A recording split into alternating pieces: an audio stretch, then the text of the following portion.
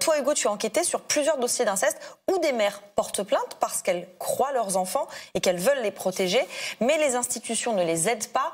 C'est l'histoire, Hugo, d'une mère dont la parole à chaque étape a été mise en doute. Et je précise que les propos qu'on va entendre sont difficiles. Oui, avec Yumni Kezouf, on est allé près de Toulouse pour rencontrer Sarah Kadi. Elle a 42 ans, elle est aide-soignante. Elle vit séparée de son ex-conjoint depuis la naissance de leur fille qu'on appellera Marie pour préserver son anonymat. Au départ, Sarah a la garde principale et le père un week-end sur 2 et la moitié des vacances. Jusqu'au jour où Marie, alors âgée de 4 ans, lui fait une première confidence.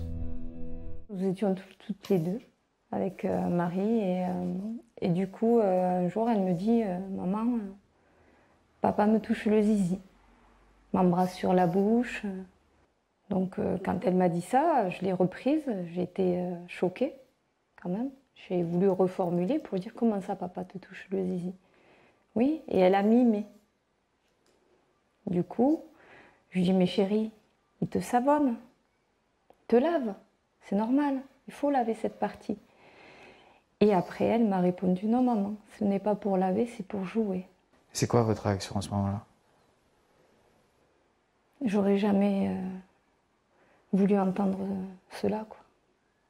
Je suis une maman. Vous imaginez, j'ai été choquée. Là, j'ai compris qu'il y avait un gros problème, un gros souci. Très vite, Sarah est orientée vers un service spécialisé dans l'accueil des enfants maltraités à l'hôpital de Toulouse. Elle et sa fille sont reçues par une psychologue et une éducatrice qui vont dire à Sarah de continuer de confier Marie à son père. L'équipe professionnelle de l'enfance en danger, qui est spécialisée pour recueillir la parole des enfants, qui m'ont dit qu'il n'y avait pas d'inquiétude ni de danger imminent. Je me suis dit peut-être que c'est moi qui angoisse, vous voyez. Du coup, on m'a rassurée, certes, mais j'avais la boule au ventre. Je l'ai donnée avec la boule au ventre en me disant, j'espère de tout cœur qu'il n'y a pas de danger pour elle. Et on m'a fait comprendre qu'il fallait que je la donne, surtout. Donc pas de danger imminent et pourtant 2 retours de week-end chez son père. Marie parle à nouveau à sa mère des attouchements qu'elle subirait de la part de son père. Sarah va donc porter plainte. Marie est auditionnée par la brigade des mineurs de Toulouse. Cette audition, on l'a consultée. Voilà ce que dit Marie devant la policière qui l'interroge. Oui, alors, la policière, il est gentil, papa, avec toi? Oui, mais pas beaucoup gentil. Il n'est pas beaucoup gentil? Pourquoi? Parce qu'il veut mettre la main là. Marie pose la main sur son pubis. Il met la main là, pourquoi faire? Pour pas me nettoyer, c'est pour jouer. En sortant du commissariat, Sarah décide de ne plus confier Marie à son père pendant plusieurs week-ends. C'est illégal. Sarah risque 3 ans d'emprisonnement et 45 000 € d'amende. Mais surtout, elle risque de perdre la garde de sa fille. Parce que j'ai voulu protéger ma fille. Pour moi, c'était inconcevable de donner ma fille à son père. Mais en tant que mère, il est inconcevable de jeter ma fille au loup. Elle me dit que son père lui touche le zizi, comme elle dit, mais c'est de l'inceste. Une audience a lieu devant la juge aux affaires familiales qui ordonne à Sarah de respecter les droits de garde du père. L'enquête pour les faits d'inceste est alors toujours en cours, mais pour la juge aux affaires familiales, ce n'est pas le père qui est en cause, c'est la mère. Sarah Kadi est accusée de manipuler sa fille. J'ai été accusée de mère aliénante. Ça veut dire quoi? Je ne connaissais pas ce terme. Et le syndrome d'aliénation parentale, le SAP. En fait, je serais donc l'instigatrice de cette histoire. Je montrais la tête à ma fille pour qu'elle dise que son père lui touche le zizi. Je ne comprenais pas. Je ne comprenais pas. J'allais vers la justice pour demander de l'aide par rapport aux propos que tenait ma fille. Et au final, ça se retourne contre moi, on m'accuse. Donc Sarah Kadi parle ici du syndrome d'aliénation parentale, le SAP. C'est une théorie très controversée qui n'est pas reconnue par la communauté scientifique internationale. Et pourtant, ce concept est très souvent utilisé par les tribunaux. Même si l'enfant décrit avec précision des faits d'inceste présumés, la mère est presque systématiquement suspectée d'instrumentaliser son enfant. Et Sarah n'échappe pas à cette règle.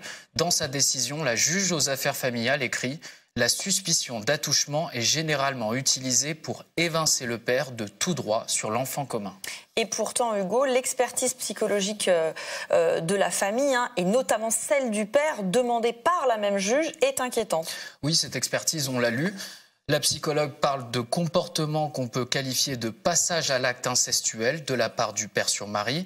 Les mesures d'investigation l'amènent à se contrôler, mais cela ne rassure pas car ces attitudes font partie d'un fonctionnement de fond. La psychologue préconise de rappeler au père l'interdiction de tout geste déplacé. L'experte conclut, à terme, le droit de visite, mais aussi l'exercice de l'autorité parentale pourrait être remis en question. Je me suis dit que Marie disait bien vrai, qu'en effet, ce qu'elle reprochait à son père, c'était bien clair. Même l'expert psychologique le dit. Pour vous, c'était la preuve? Oui. Pour moi, je pensais que grâce à cette expertise, Marie allait être protégée par la justice. Car c'était écrit noir sur blanc que son papa avait un comportement à tendance incestuelle. Sarah va donc envoyer cette expertise au parquet pour demander la réouverture de l'enquête classée sans suite quelques jours plus tôt, sauf que le procureur n'en fera rien. Selon lui, ce climat incestuel décrit par l'expertise n'est pas de nature à modifier le classement sans suite. Alors pendant 4 ans, la mère va continuer de confier Marie à son père. Quand vous voyez tous ces acteurs sociaux, la justice, etc., qui vous disent qu'il n'y a pas d'inquiétude, ils m'ont presque persuadée que ma fille n'était pas en danger. Sarah baisse donc la garde jusqu'en octobre 2019. À ce moment-là, la police l'informe que son ex-conjoint est visé par une enquête pour tentative de viol sur mineur. Il est placé en détention provisoire. Mais ce n'est pas tout. Elle apprend aussi qu'il a été condamné quelques mois plus tôt pour agression sexuelle sur mineur par personne ayant autorité. Or, ni durant l'enquête, ni après le procès, personne n'a jugé utile de prévenir Sarah. Donc Marie a continué d'aller chez son père un week-end sur 2 et la moitié des vacances. Et c'est d'autant plus grave, selon la mère, que lorsque Sarah explique à Marie que son père est en prison, la petite fille va lui faire de nouvelles révélations. Elle m'a dit que son père n'avait jamais cessé. Ça a fait 2 secondes. Je dis, mais qu'est-ce qui n'a jamais cessé? Mais tu le sais, maman, la main dans les parties intimes. Oh mon Dieu, j'étais effondrée. Est-ce qu'elle s'en rappelait qu'elle avait vu des policiers? Oui. Elle m'a dit, maman, on m'a pas cru. La première fois. Est-ce que tu crois qu'on va me croire? S'il n'y avait pas eu d'autres victimes, eh bien, ma fille aurait continué à aller chez son papa et aurait continué à subir. Combien de temps? Des années. Alors on a contacté l'avocat du père, il nous a fait savoir que son client, je cite, conteste vigoureusement les faits qui lui sont reprochés par Madame Cady. Je cite à nouveau, il s'agit malheureusement d'une tentative de manipulation de la justice pénale dans un seul but de vengeance. Aujourd'hui, cet homme de 42 ans a perdu ses droits de garde, il est placé sous contrôle judiciaire et il sera renvoyé devant le tribunal correctionnel de Toulouse le 4 mars pour agression sexuelle incestueuse sur mineur de moins de 15 ans. Pour ces faits, il encourt 10 ans de prison et il est présumé innocent. Il est présumé innocent. Merci Hugo.